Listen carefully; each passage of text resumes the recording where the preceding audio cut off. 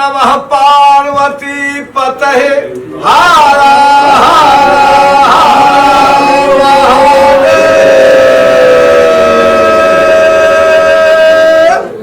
शंभो शंभो शंभो। पत्रकार बंधुओं, पत्रकार भाइयों, इसलिए बोलता हूं कि हम भी आपके बिरादरी के लोग हैं। पत्रकार में भी कार लगता है और कलाकार में भी कार ही लगता है।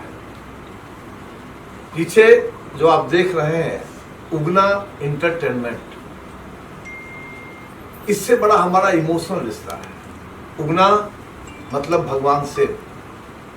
बाबा विद्यापति के जीवन में भगवान शिव जब उनके यहाँ नौकर के रूप में आए थे तो उनका नाम उगना ही था।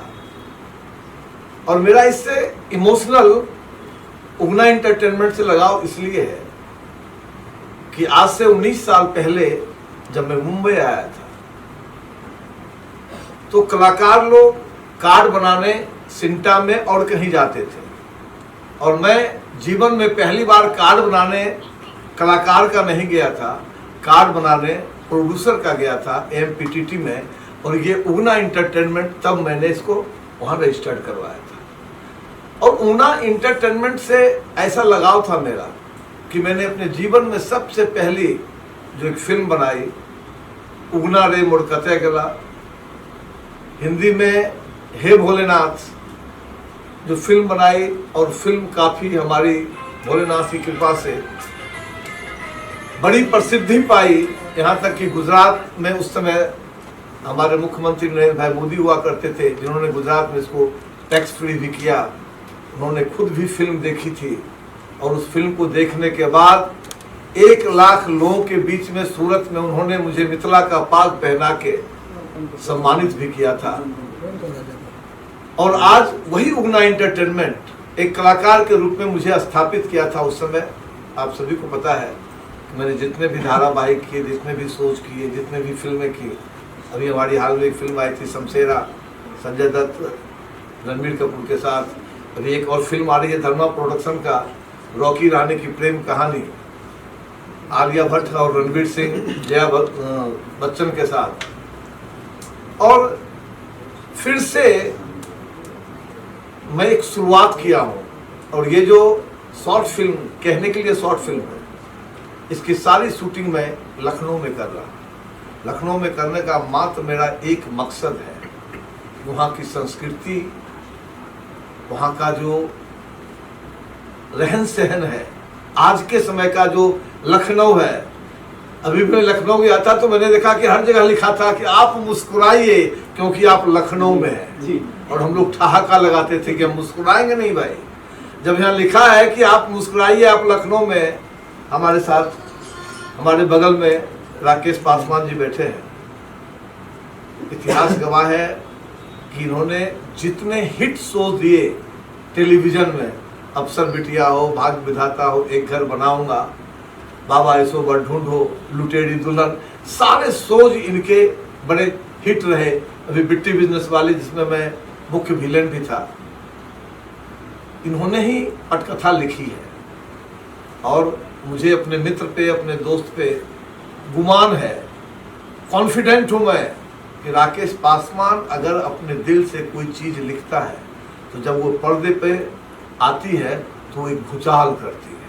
आपने देखा, नाम मैं रिवील नहीं करूँगा कि वो क्या नाम लिखा हुआ है, लेकिन उसके नीचे जो टाइगर्स लिखा हुआ है उससे आपको ये जरूर पता चलेगा कि आने वाली फिल्म, जो शॉर्ट फिल्म है, ये क्या करामत करने वाली है। मुझे सबसे ज़्यादा खुशी है कि इन दिनों में ब्लिट्स एक पेपर है, एक मैगजीन है, जिसका मैं ब्रांड एम्बेसडर भी हूँ। और ये मेरी खुशकिस्मती है कि मेरे बगल में हमारे उसी ब्लिट्स के चेयरमैन साहब बैठे हैं। इधर श्याम बीर जी, जब शिपिंग की बात होती है तो टांगर शिपिंग का नाम आता है, ठाकुर जी के भक्त हैं। ये भी वही कहते हैं जो मैं कहता हूँ, करते हो तुमरे बाबा, मेरा नाम हो रहा है, मेरी आपकी कृपा से सब काम हो रहा है। ये भी ठाकुर जी के लिए वही कहते हैं। मेरे बगल में राकेश जी से परिचय हो गया, ये बोहरा साहब, इनको आप देखिए, जब से इनसे मैं मिला, पहले मुझे लगता था कि अब मैं बूढ़ा हो रहा हूँ क्या, क्योंकि 60 साल उम्र हो गई। लेकिन जैसे ही इनसे मिला मुझे अचानक फील होने लगा कि मैं तो अभी 35 इयर्स का। जब हमारे गार्जियन 80-81 साल के उम्र में वो एनर्जी लेके काम करते हैं, आपने देखा कितना सीख था। फिर ये देखिए फर्स्ट क्लास आए, ये इनसे मैं रोज सीखता हूँ और मैं बड़ा सौभाग्यशाली हूँ। मैं कहता हूँ भोलेनाथ को कि भोलेनाथ ऐसे लोगों से आपने मुझे जोड़ा है कि जो मुझे हमेशा एनर्जी देता है। उसके बगल में हमारे डायरेक्टर साहब यश मिश्रा जी हैं, इनके भी एक से कई सारे इंटरनेशनल और नेशनल अवार्ड उन्होंने लिया है। ये मेरा सौभाग्य है। या लुगना एंटरटेनमेंट, जब मैं उस समय लुगना एंटरटेनमेंट के लिए फिल्म का ऐसे ही मूर्त किया था, तो किया था ये हरे रामा हरे कृष्णा मंदिर जुहू में, और 3 दिन तक लगातार मैं पूनम ढिल्लो जी के पास गया था कि मेरी बड़ी दिल इच्छा है कि मैं बचपन से ही आपका फिल्म देखता हूँ, मैं भी एक फिल्म बना रहा हूँ, तो आप मेरे मुहूर्त में आइए। वो खुद चल के आई थी और आज देखिए उन्हीं का मतलब ईश्वर का ऐसा आशीर्वाद है। इतने महान हस्तियों के बीच में हमारे एक मित्र संजय सिंह जी हैं, जिनके बारे में बिहार में भी लोग कहता है कि दोनों मेले में बिछड़ गया था दोनों भाई, वैसे ही लगते भी हैं। आप गौर से देखेंगे तो आज हम दोनों का फोटो भी वायरल हो रहा है। साथ में हमारे राव साहब हैं, जो कभी किसी समय में प्रशासनिक पदाधिकारी हुआ करते थे, ब्यूरोक्रेसी में थे। ये अलग बात है, जीवन को और बढ़िया दिशा देने के लिए उन्होंने वीआरएस लिया। हमारे बोरा साहब और तमाम जो लोग, ये मंजू बरोट हो, चाहे नीलम तिवारी हो, चाहे ये पिंकी हो, हमारी देखिए चंडीगढ़ से भी हमारे ये गेस्ट आए हैं। तो मतलब ये हमारा सौभाग्य है, और इसी सौभाग्य के बीच में आप तमाम पत्रकार बंधु, इसमें जितने भी पत्रकार हैं, मुझे लगता है इसमें सब लोग हमारे साथ 7-8-10 साल से काम कर रहे हैं। रितेश पाठक जी ने देखा है कि जब गरीबों की बस्ती की बात होती है तो मैं कैसे पागलों की तरह काम किया। अभी सलील चोपड़ा जी ने जो वहाँ अभी हमारे साथ प्रेस कॉन्फ्रेंस में उन्होंने जब ये कहा साजिद खान की बात, तो मुझे आज भी पता है, पत्रकार को भी बंधु को पता है कि जब वो केस चला था तो मैं साजिद खान का क्या हालत किया था, घर से निकलना बंद कर दिया था। अन्याय के खिलाफ लड़ना, ये हमारा, मुझे ऐसा लगता है ना कि अगर मैं नहीं लड़ पाया झूठ के खिलाफ, अन्याय के खिलाफ, और गरीबों को जब कोई दबाने की बात करता है उसके खिलाफ नहीं लड़ पाता हूँ, तो मेरा जमीन मुझे ललकारता है। उन लोगों ने देखा है, दिन हो या रात हो, 1.25 लाख लोग रहते थे गणपत पाटिल नगर में, न पानी थी न बिजली थी, और आज के नेता लोगों ने उनको वोटर आईडी तक बना दिया था। और जब वोट लेने की बात होती थी तो वोट लेते थे, और जैसे ही पानी बिजली की बात होती थी कहते थे तो बस्ती अवैध है। आप सभी लोग गवाह हैं, ये तो बस्ती अवैध है, इसमें तो कुछ हो ही नहीं सकता है। वो लड़ाई लड़ी और परम पिता परमेश्वर भोलेनाथ की ऐसी कृपा हुई कि आज उस बस्ती में लाइट है, पानी है, बिजली है। जब उस बस्ती के लोग कभी कभी फोन करते हैं कि आजकल आप इधर क्यों नहीं आते हैं, हम के लिए, मैं जिस चीज़ के लिए उस बस्ती में आया था वो काम हो गया, जब कभी मौका लगेगा तो मैं आऊँगा। बहरहाल ये जो शॉर्ट फिल्म है, इसके लिए कहानी की बात जब आएगी तो मैं आपको कहानी नहीं बताऊंगा। कहानी इसलिए नहीं बताऊंगा तो फिर देखने में आपको मजा नहीं आएगा। वो जब बन के आएगा, जब उसका प्रीमियर करूंगा तो फिर आप सभी लोगों को बुलाऊंगा, दिखलाऊंगा, तब आप देखेंगे कि आज से 19 साल पहले वाला जो फूल सिंह जो पहली बार मुंबई की तरफ अपना कदम बढ़ाया था, मुंबई आया था पवन एक्सप्रेस से, वो 18 साल के बाद फिर एक फिल्म बनाता है। वो फिल्म कैसी होती है ये तो पर्दे पे जब बनेगी तभी आप उसके बारे में कुछ बता सकते हैं। मैं फिर से सबको धन्यवाद देता हूँ, और मैं चाहता हूँ, चूँकि मैं लखनऊ में सारा शूटिंग कर रहा हूँ और हमारे साथ ब्लिट्स के चेयरमैन दीपक द्विवेदी जी भी हैं। मैं इनको मैं बड़ा भाई कहता हूँ, न छोटा भाई कहता हूँ, लेकिन सम्मान इसलिए इनका बहुत ज़्यादा करता हूँ। इस व्यक्ति ने भी मतलब गोल्ड मेडलिस्ट, लखनऊ यूनिवर्सिटी का एक प्रोफेसर अचानक अपनी नौकरी छोड़ता है और एक ऐसे क्षेत्र में आता है जिसको पत्रकारिता क्षेत्र कहते हैं, और आज 1942 की वो पत्रिका जिसे ब्लिट्स कहते हैं, फिर से उन्होंने जो एक आयाम दिया है ब्लिट्स को, मैं उनको बहुत बहुत धन्यवाद देता हूँ। और मैं चाहता हूँ एक बार दीपक जी के लिए आप सभी लोग बैठे हुए लोग जोरदार ताली मदद करें। और मैं चाहता हूँ दीपक भाई आप हमारी टीम के सब लोग हैं। देखिए उधर हमारा मेकअप दादा है, बहुत मेकअप किया है हमारा वो उधर। उसके बाद हमारी जो कॉस्ट्यूम्स डिज़ाइनर है वो है, ये आपके भुवनेश्वर वहाँ के हैं, उड़ीसा के कैमरामैन दादा है बड़े, मतलब। और राजेश जी ने ही इसको लिखा है, राकेश जी ने, तो मैं इसके बारे में बहुत कुछ कह नहीं सकता हूँ। मैं चाहता हूँ कि आप थोड़ा सा आशीर्वचन अपने से हमारी टीम को दीजिए। सर आपसे सवाल, इंडिया का जिक्र करें तो 1 महीने पहले आप इसके ब्रांड एम्बेसडर बने थे, मुंबई दिल्ली में तमाम जगह इसका ऑफिस ओपनिंग हो रहा है। 1 महीने का जो अचीवमेंट है एज ए ब्रांड एम्बेसडर, आज सलीम चोपड़ा भी प्रमोट किया पेपर को, क्या कहना चाहेंगे सर 1 महीने का जो सफर है? 1 महीना हमने बहुत ज़्यादा नहीं किया, मुझे जितना करना चाहिए मैंने कहा। मैं किसी चीज़ को मिशन के रूप में लेता हूँ। और पाठक जी, आपने मेरी लड़ाई को देखा है, बड़ी करीब से देखा है। मिश्रा जी भी आए, संतोष प्रसाद जी किधर है, आपने भी देखा है। मैंने इसे बीड़ा उठाया है। और मैं अगर एक वजह मैं बोल रहा था कि मैं कभी कभी रूसी करंजिया मुझे ऐसा लगता है कि जैसे मेरे सपने में आते, ऐसा लगता है कि एक व्यक्ति मतलब 110 साल के बाद उस व्यक्ति का इसी पिछले महीने 15 सितंबर को हम उनका जन्मदिन मनाते हैं। और जिस तरह से वो कार्यक्रम हुआ ब्रिट्स का, उस हिसाब से अभी 1 महीना में मैंने कुछ नहीं किया है। मैंने एक संकल्प लिया है कि 3 महीने के अंदर, मतलब 14 जनवरी के बाद जो एक कार्यक्रम मुंबई में होगा, उसमें इस देश का शायद ही कोई ऐसा राज्य होगा, शायद ही कोई उस राज्य की भाषा होगी जिस भाषा में ब्रिट्स का पेपर नहीं छपेगा। ये मैं मिशन के रूप में लिया हूँ, एक जुनून के रूप में लिया हूँ, फौजी की तरह लिया हूँ। देखिए हमारे साथ हमारे कैप्टन कौन है, आप इनको देखिए, इनका अनुभव, इनकी ऊर्जा, और साथ में ही देखिए ये मंजू बरोट जो आईपीएल का सबसे जो बड़ा खेल जो आईपीएल है क्रिकेट का, उसका पीआर करती है, वो नीलम तिवारी।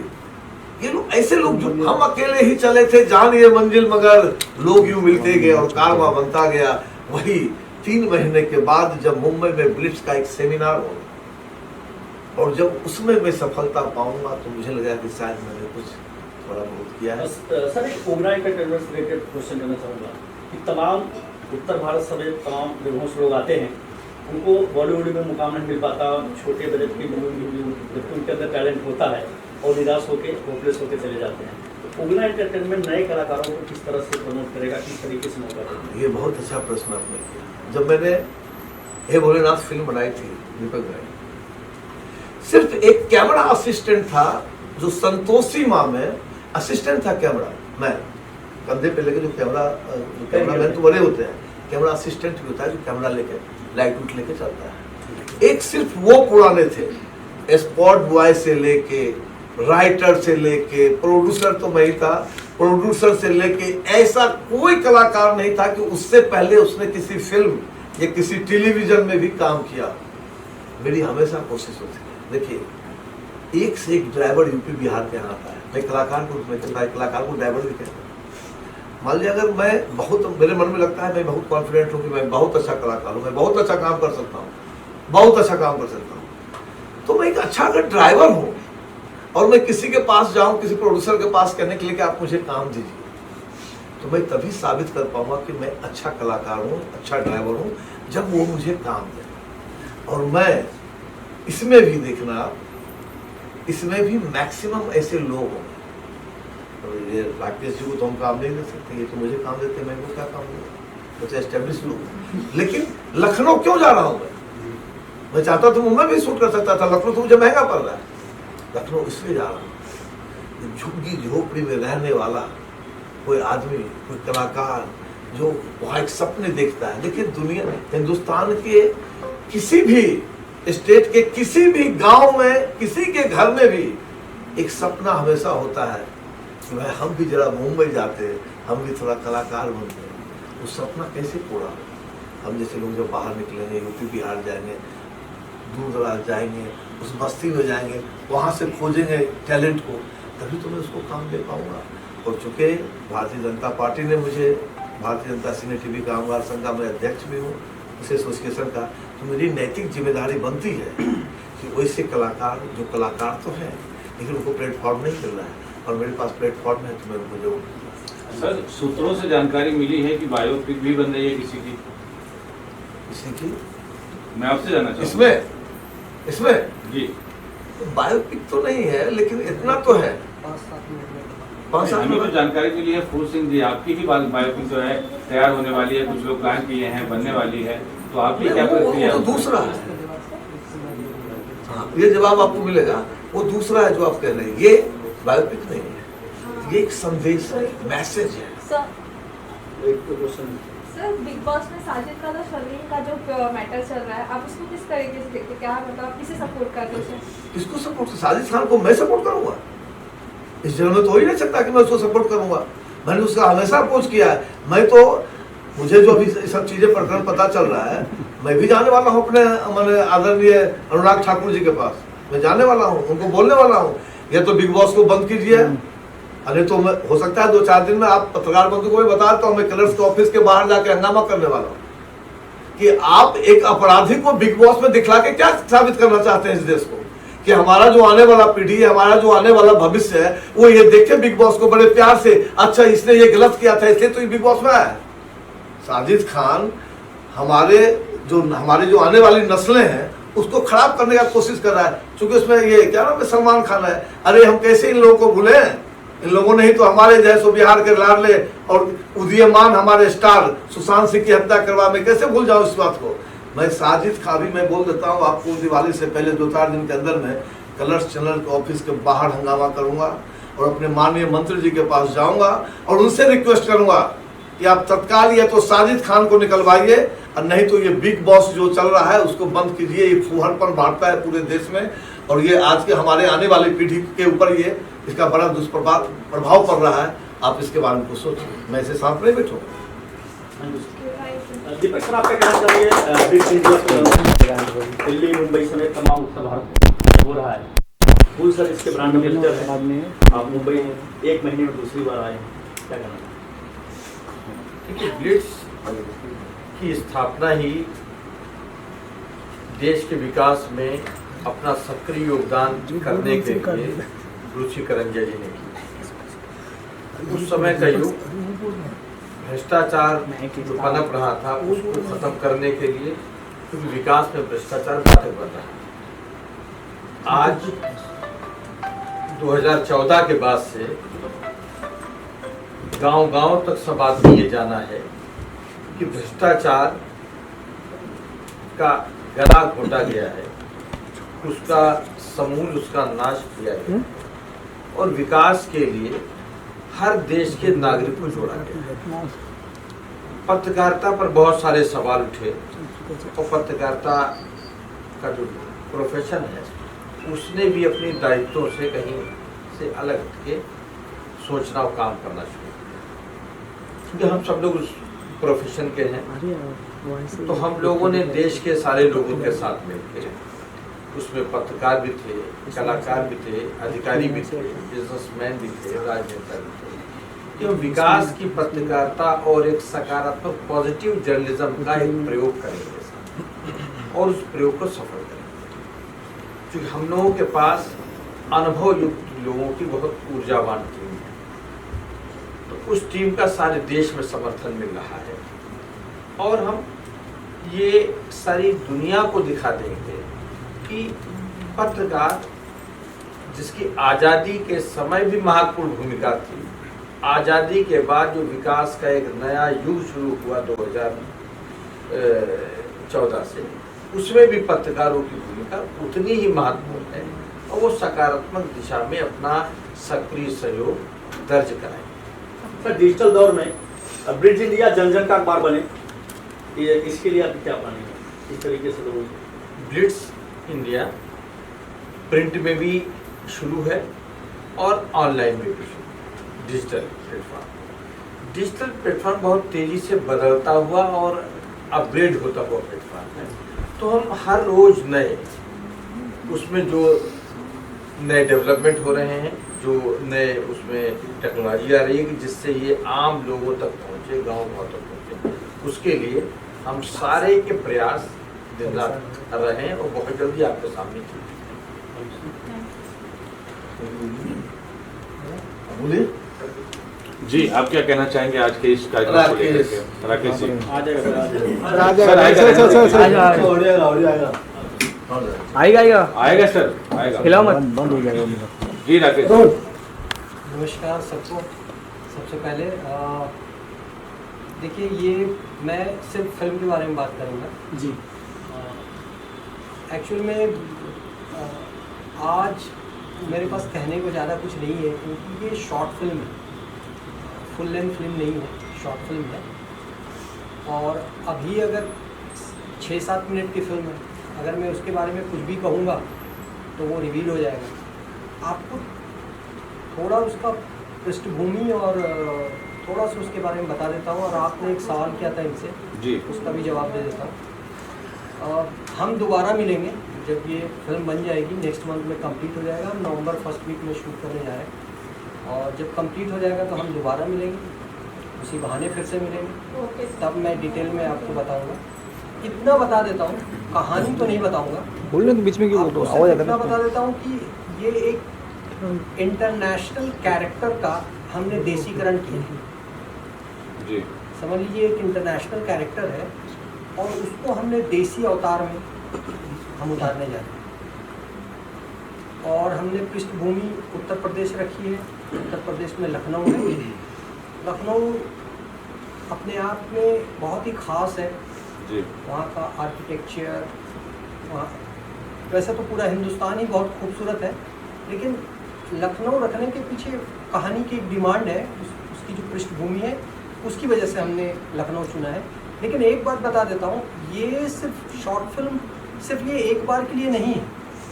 जैसे वैसे मेरा बैकग्राउंड तो मैं सीरियल्स बनाते आया हूँ, तो जैसे सीरियल्स में धारावाहिक में हर बार अलग अलग कड़ी होती है, तो इसमें भी आपको अलग अलग कड़ी नज़र आएगा। ये जब हम पहला बना लेंगे तो रुकेंगे नहीं, जी, इसमें पार्ट आते हैं। हाँ, इसके 3 कैरेक्टर्स वही रहेंगे, और लेकिन हर कहानी चेंज होगी। जी, तो अलग अलग कड़ी आएगा, आपको दिखाई देगा। जब पहला आप देख लेंगे तो आपको समझ में आएगा कि किस लाइन पे हम लोग बात करें। तो हो सकता है इस बार हमने लखनऊ किया है, अगली बार हम कहीं और करेंगे। कैरेक्टर यही 3 रहेंगे, लेकिन कहानी और किस पृष्ठभूमि चेंज होती रहेगी, एक ही है। आपका जो सवाल था कि बायोग्राफी नहीं है इनका, क्योंकि 6-7 मिनट की फिल्म में बायोग्राफी नहीं बता सकते आप। हाँ, एक बात जरूर है जो आपने उससे मिलता जुलता, एक रियल हीरो की कहानी जरूर मिलेगी उसमें। रियल हीरो तो नहीं है, फिक्शन कहानी है। लेकिन इनका जो जैसे ये सार्वजनिक जीवन में हैं, जी, जो जिस तरह का ये कार्य करते हैं, उसकी थोड़ी सी झलक आपको उस फिल्म में जरूर दिखाई देगी। फिक्शन रूप में ही है, लेकिन वो थोड़ा सा झलक दिखाई देगा। तो मैं बायोग्राफी नहीं बोल रहा हूँ उसको, लेकिन उसकी झलक आपको जरूर दिखाई देगा। तो थोड़ा सा इंतज़ार करिए, नवंबर में हम लोग दोबारा मिलेंगे जब फिल्म कंप्लीट हो जाएगी। एक्चुअल में मैं आज सहज नहीं था मिलने के लिए, क्योंकि सहज इसलिए नहीं, ऐसा नहीं कि मिलना नहीं चाहता था, लेकिन मैं कुछ कह नहीं पाऊँगा, मैं जानता था ज़्यादा कुछ कह नहीं पाऊँगा। तो जब हम दोबारा मिलेंगे, हम आपको फिल्म दिखाएंगे, तब बातचीत करने के लिए ज़्यादा कुछ होगा। इनफैक्ट जब फिल्म बन जाएगी तब आपके भी बहुत सारे सवाल होंगे, और आप ज़्यादा तब तसल्ली से बात होगा। राकेश जी, आपसे आपके सवाल कि फूल सिंह जैसे शख्सियत के साथ आपने पहले काम किया है, अब इनकी होम प्रोडक्शन कंपनी उगना एंटरटेनमेंट के बैनर तले आप काम करेंगे। ऐसे एक सीनियर आर्टिस्ट, सोशल वर्कर के लिए क्या कहना चाहेंगे? ये सोशल वर्कर और सीनियर तो नहीं पता, मेरे मित्र हैं तो सोशल वर्कर और वो तो हैं, वो तो, लेकिन सबसे पहले हम लोग पुराना, हम मतलब काम करते हुए हम लोग मित्र बने। ऐसा नहीं कि हम मित्र थे और फिर हमने काम किया। हम सब एक ही क्षेत्र से आते हैं, और यहाँ हम लोग एक आपको अगर आप लोगों को याद हो, भाग्य विधाता एक सीरियल था, वो बहुत फेमस था। हाँ, तो उसमें वो लिट्टी मामा का कैरेक्टर करते थे, तो वो मेरा ही सीरियल था। तो वहाँ से हम जुड़े, और फिर हमारी दोस्ती बहुत गाढ़ी होती गई। और अब तो कुछ लोग हम लोग को 2 बैल कहते हैं, ऐसा भी कहते हैं बहुत सारे लोग। तो दोस्ती है बाकी। बोरा साहब, आप क्या आशीर्वाद देना चाहेंगे ब्रिज इंडिया परिवार के? मैं तो इनको ब्रांड एम्बेसडर को सबकी तरफ से आशीर्वाद देता हूँ, ये फिल्म बड़ी सक्सेसफुल हो, जो इन्होंने कार्य किए हैं, मेरा तो इनसे जो तारुफ है करीब 2 महीने पहले से है। मैं इनको बहुत अच्छा इंसान समझता हूँ, गरीबों की मदद करते हैं। और मेरे पीछे वो बस्ती है जहाँ पे ये आते हैं, जिसका उद्धार इन्होंने किया है, पानी बिजली दी है। मेरे यहाँ भी काम करने वाली वहीं से आती है और अब बोलती है, अखबार बांटने वाला वहीं से आता है। वो कहता है जी अब तो पानी अंदर आता है, नल लग गया है, हमारा वॉशरूम भी अंदर हो गया है। तो सब काम इन्होंने किए हैं। इसके लिए इनके लिए तो हम 24 घंटे प्रार्थना करते हैं कि उसको तरक्की करे सर। गोरा साहब ने हमारे चूँकि सीनियर भी हैं और हमारे समाचार पत्र का उनके निर्देशन चल रहा है, तो आज समापन के तौर पर मैं एक कहना चाहूँगा कि फूल सिंह जी को अगर किसी एक्टर को छोटा बड़ा हो सकता है, ख्याति कम ज़्यादा हो सकती है, लेकिन ढूंढ के उनको ब्रिट्स का ब्रांड एम्बेसडर बनाया गया। इनके बारे में जब शायद बहुत कम ही लोग जानते हैं, इन्होंने बताया भी कि ये मुजफ्फरपुर से इन्होंने जो अपनी पत्रकारिता की यात्रा शुरू की और आज तक का जो सफ़र पूरा किया उसमें बहुत सारे लोगों संघर्षों को किया। इनकी पहचान का जो हमने जो मैसेज रिसीव किया, जिसके आधार पे कि फूल सिंह ये वक्त मुश्किल में मुस्कुराते हुए चल देते हैं, ये वक्त मुश्किल में मुस्कुराते हुए चल देते हैं, राहे दुश्वार को पांवों से मसल देते हैं। ये वक्त मुश्किल में मुस्कुराते हुए चल देते हैं, राहे दुश्वार को पांवों से मसल देते हैं और बुज़दिलों को बदल देता है ज़माना हरदम। मतलब एक कमज़ोर हमदर्द लोगों को बुज़दिलों को बदल देता है ज़माना हरदम। फूल सिंह वो है जो ज़माने को बदल देता है। स्वागत समारोह